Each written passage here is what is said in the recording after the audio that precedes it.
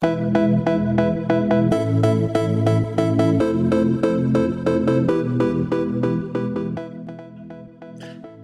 we're back from the NEAT Fair, and it was a really good time. The rules at the NEAT Fair, as discussed on FliteTest, were a little overwhelming, to say the least.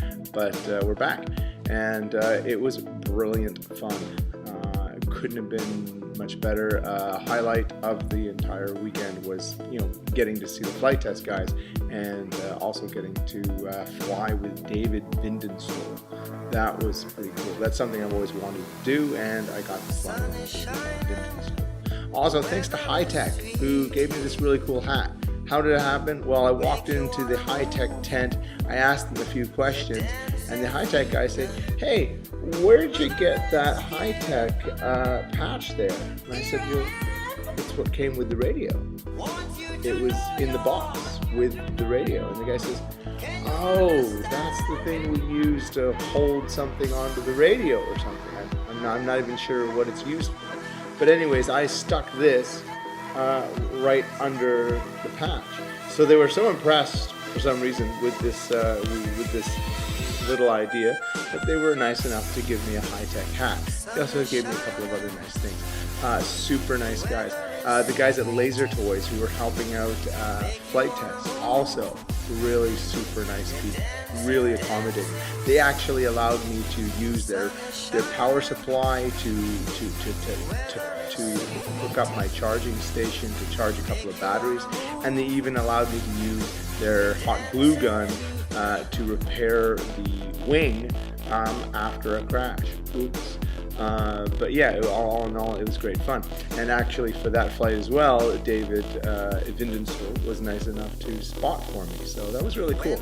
All in all, it was a really cool time. So let's go to the videos and see what it's all about. Hey, Airborne Media Pros here, and we're at the NEAT Fair in Downsville, New York, which is the big fun fly that everybody enjoys. And we had the good fortune of once again running into FliteTest. I've met David before, but this is the first time I've got to meet Josh Bixler, nice to meet you, which is great.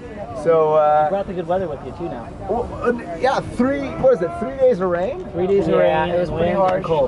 And cold. And now today, last day, everybody's packing up. Yeah.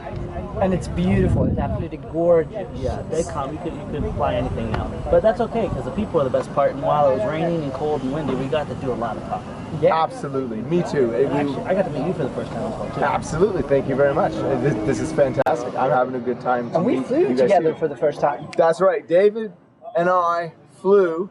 He flew his tricopter, I flew my hexacopter. We filmed each other in the air while flying, doing this all via FPV, first person video. So this was fantastic because this was kind of a little bit of a dream of mine to be able to fly with David. Like aerial dancing. Yep. It's like aerial dancing, and it's kind of like getting to play golf with Tiger Woods.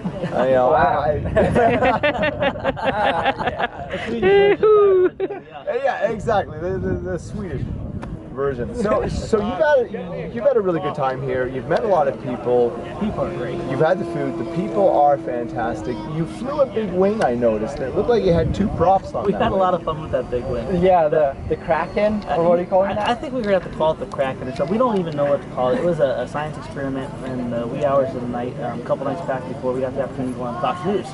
Yeah, right. Okay. We wanted to build something big and obnoxious to kind of demonstrate what you could do with under $10 worth of materials. And under $10? Yeah, that wing came from there. And also, wings don't have good rudder control because, frankly, they don't have yaw. Yeah. Right. Differential thrust took care of that. But there is no rudder. There's no rudder. Yeah, so you can go and do flat spins with this huge wing. Flat spins? Yeah, it's pretty crazy. With a wing? And the night it got a delta wing. And then also towing the glider. We did a glider tow with it. Oh my god. We just, I didn't know how it was going to work, so we just kind of put it as vertical as possible and just pulled them up like a pocket. Okay, well, we're Airborne Media Pros, and we got started. We've been doing this as a hobby for a number of years, and we got started as a company in 2013. So we're still brand new as a company, But we've been doing the aerial media for quite some time. I got in the hobby originally with helicopters, and then I also got a delta wing, and from helicopters I started building multi-rotors from the open pilot copter control board. Nice. That's where I got started. That was a great forum, tons of information, tons of really helpful people. They gave me tons of advice. You know, don't use these ESCs versus using these ESCs. And it wasn't about a preference, it was about flying and crashing. It was literally that important. And so Especially now, when you're doing it for a living, you want everything to be working properly. exactly. So now we have some big systems. We of course have, as everybody has in this world, in the world of aerial photography, we have the little F550, which is a fantastic little hexacopter. But then we also have a 680 millimeter hexacopter, and then we also have a 960, which swings 17-inch props. Oh my God. Yeah, it's massive. Yeah, it's a big rig. We didn't get it. We got it partly so that we can carry larger cameras if our clients need us to carry larger cameras, but also we got it because we just are going to get killer flight times from it. Yeah. So, What's your biggest challenge when you went on to this new goal of making your business? the biggest challenge, honestly, is getting people to understand it. So we do a lot of demo videos for people. We'll make arrangements to go out to their site ahead of time if it's feasible, and we'll give them a demo video.